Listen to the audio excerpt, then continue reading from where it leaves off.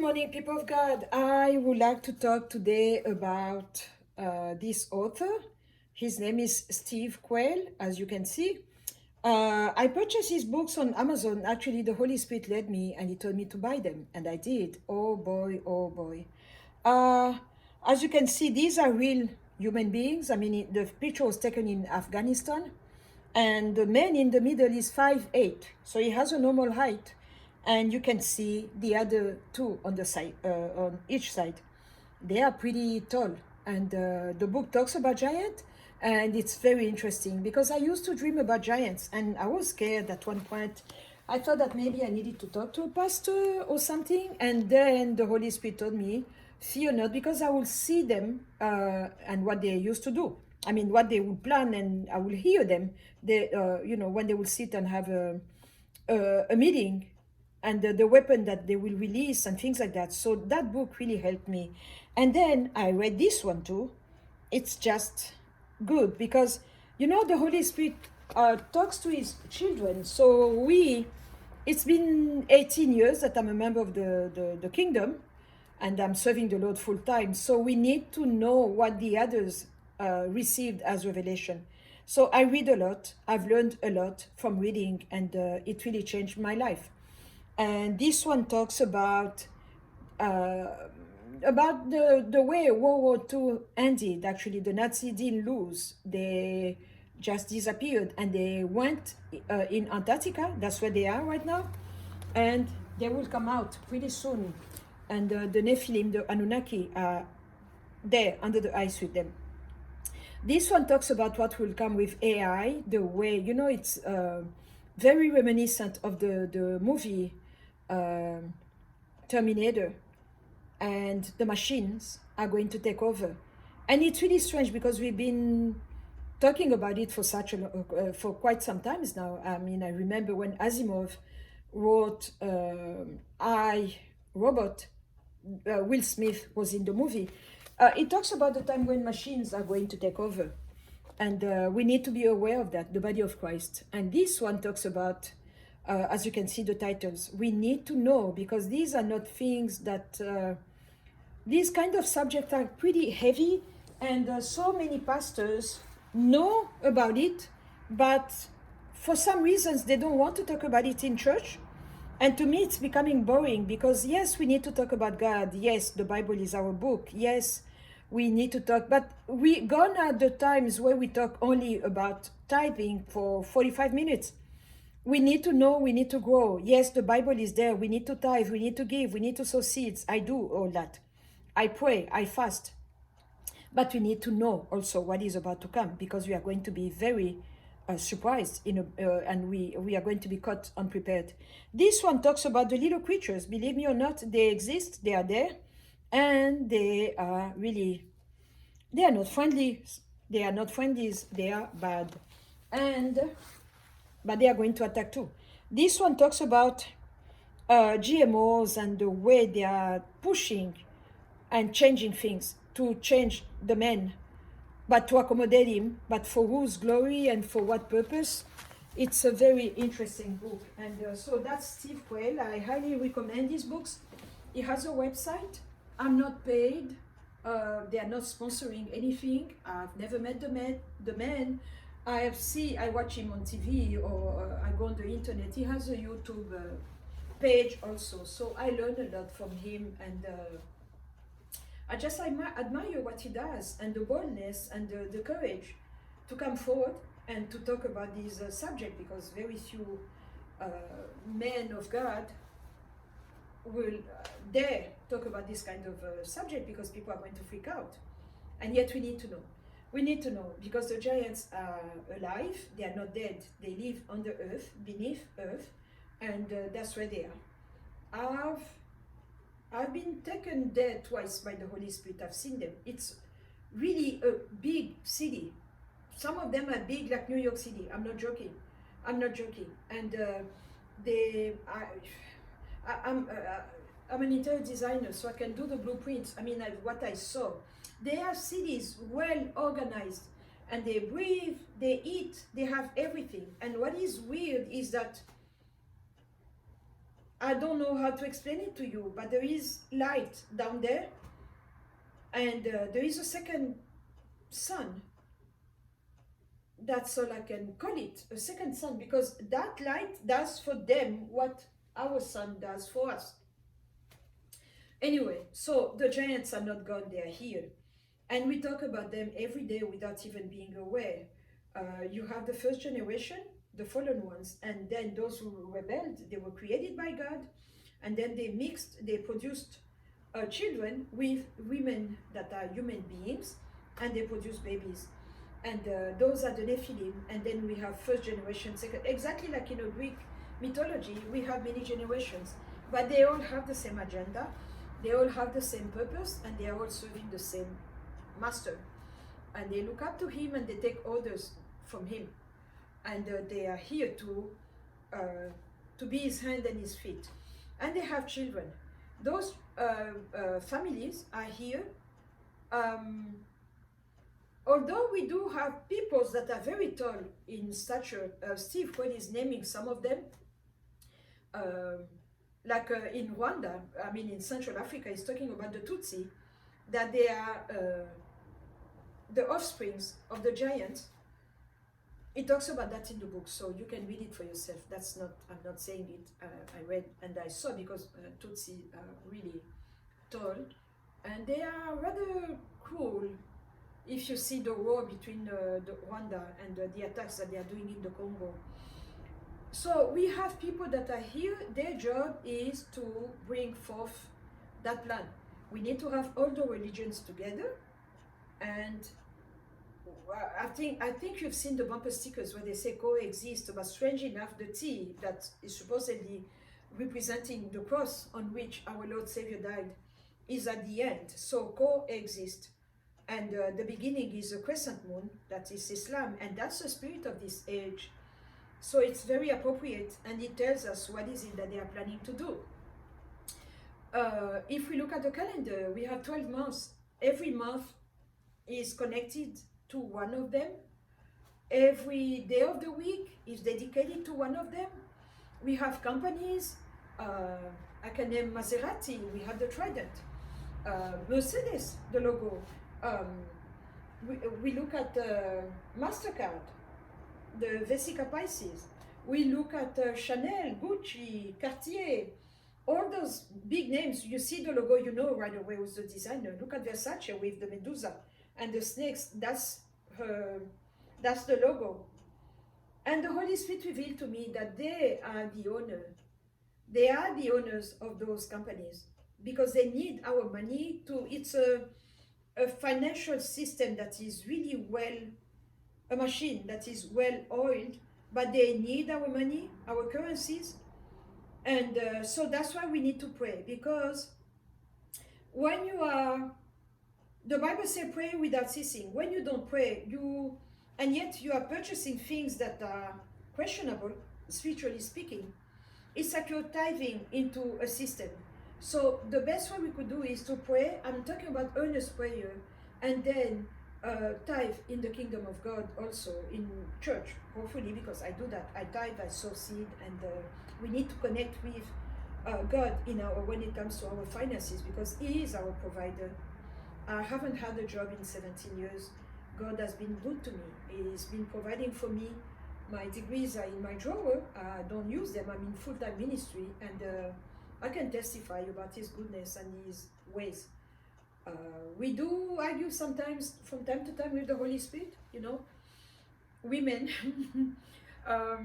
It's not very easy to be on a budget and all that, but He's a provider, and He's good. Most of all, He's really good, and I'm grateful for that. So let's go back to the giants. We have people today. Jesus talked about the wheat and the tare. He talked about the goats and the sheep.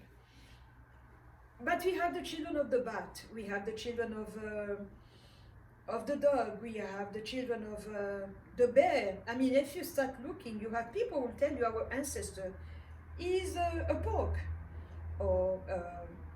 and you will recognize them by their fruits. So when we look, we pay attention to details, we start seeing that we might not be dealing with a human being, in the way they are human outside, but the inside is not human. Um, and unfortunately, many of them are in very high places. They hold many high positions. I've seen them. Many heads of state are not human beings. They are not. When they close the door, they open a zipper. They have a zipper in the back of the neck. When they open it, they can become the true them. I mean, what they are in reality. It's pretty scary. And but they come out and they do things like we do. They eat our food in public, but when they go in, they consume human flesh only. And we are seeing the religion of the giant everywhere. It's just we have become accustomed to it. We don't even question about it anymore. We don't question it, or we don't think about it in that sense. But things that are strange come from them, because they have a way. What is their driving force is iniquity. Righteousness is our driving force. So the more righteous I become, because my righteousness comes from him, from Christ, then he gives it to me and I give it back to him, and we create righteousness here on earth. I touched on that in the previous video, and same goes for the other side. But I'm talking about those human beings that are here, and they are very dangerous, because they're making decisions, they're taking decisions for us, and yet we don't even know, and we are clapping and we are giving them our devotions. And why do we say a giant has fallen? Kobe Bryant passed away a couple of days ago, not so far from my place, about 20 minutes. And yet everybody's saying a giant has fallen. Why do we call him a giant? Yes, he was tall. Yes, he was playing basketball, so the height was appropriate for the job. When we have someone who dies in the world of music, they will say a giant has fallen. Why do we keep calling them giant? Because every structure is headed it has an overseer on top of it, and he's making sure that the system is flowing well, that the machine is well oiled for the glory of their God and their system. So we have giants. They are not gone, they are here. So many behavior comes from them. Let's put it this way, every sin has a spirit behind it. There are things that I can stop. I can decide and say, okay, no more coffee. I stop drinking coffee. That's my willpower that I'm exercising. That's me. And then every time that you have something that you want to stop and yet you cannot stop, you keep talking about it, you keep thinking about it, you keep praying about it, but yet you cannot do it, then there is a spiritual component to that thing, and it's keeping you in that, you're turning in circle. But giants are here, they live.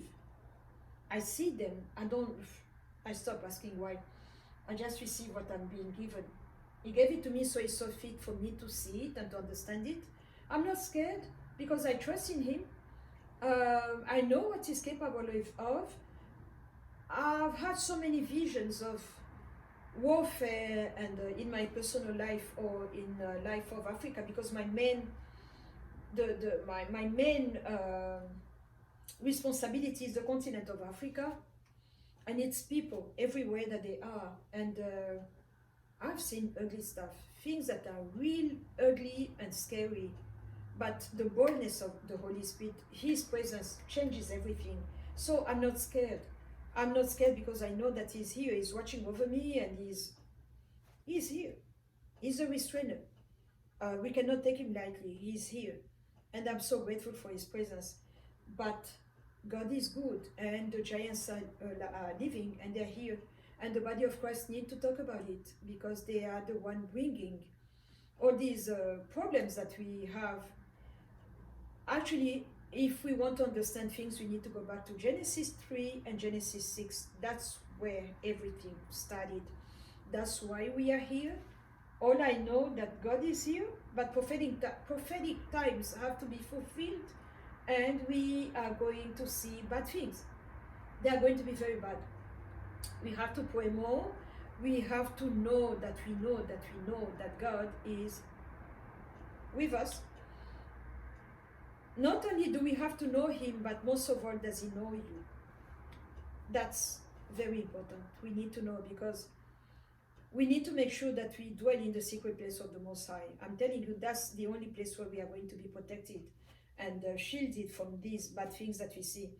You see, these politicians that are making decisions, they are not children of God. They do not live in the fear of the Lord, and yet they love to say, my thoughts and prayers are with you, my thoughts and prayers are with you, and yet they are, I don't know what God they're talking about, because they keep creating diseases in labs to bring down the population.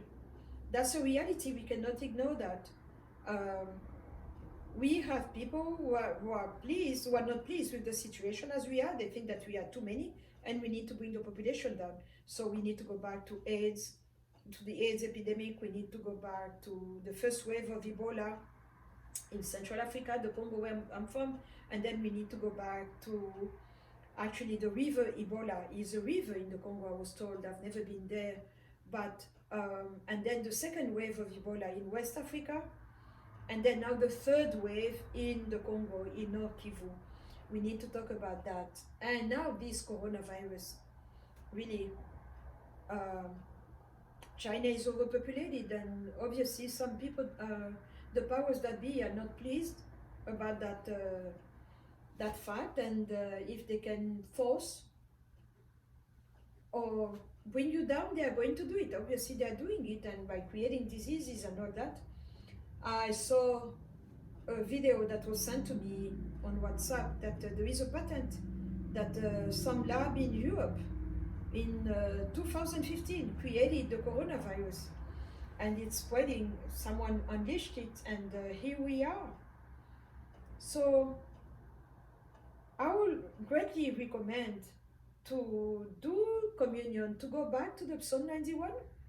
These are the pestilence that works, the pestilence that the Bible warns us about, and we need to go back to the having Holy Communion. We need to break bread in our homes. We don't have to wait for a pastor. I'm going to talk about that, the benefit of communion in times such as these, because we are under attack. We are under attack, and we need to know where we are, and the body of Christ is behind. If you ask me, I wish we could talk more about it, and pastors need to be more vocal, but these kind of topics, these kind of books and subject matters are not the one that will push someone to open up his wallet and checkbook and to write you a check.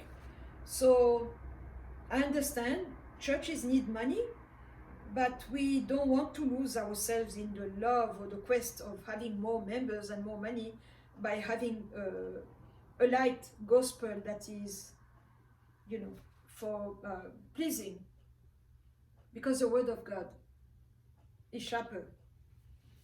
The word of God is living and powerful, sharper than any two-edged sword. A sword is not fun.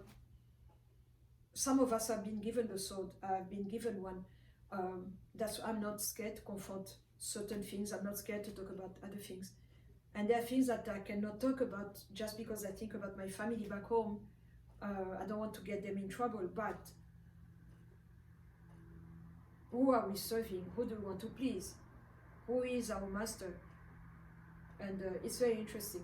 But that's where we are. I wanted to share with you these books by Steve Quayle. They really, I think he released a couple more books. I need to purchase them. I read a lot, and that's how I'm expanding. That's how I'm growing. That's why my brother is teasing me that I have a big head. But really, we need to learn. We need to know, and we need to hear what the other brothers are saying, because that really open our understanding, and we are growing in Christ, because we need to understand it's all about two kingdoms, two structures, two ways, and we need to know how to navigate and how to identify this one. I said, that's not mine, this one is mine. And we have so many fake pastors. They are pastors of Satan, I call them. They are the loudest. They talk, they are vocal, we see them in the news, they are being interviewed, and they dare talk about the kingdom of God as if they were serving the true living God. We are in that time. The tares are louder than the wheat. The goats are really bold and doing what goats do best. They are very aggressive. My father had a farm, and you could see the difference between sheep and goats. They don't behave the same way. They don't have the same way to come to you. A goat is up in your face. He will want to confront you and will dare attack. They are very belligerent. My sheep are very soft, very kind, and when they know you, you feed them, they will come and say hi. They will just come and walk to you, against you. They have a different way of behaving. Thank you very much. This is what I wanted to share with you. We need to be careful. We need to know. We need to be aware.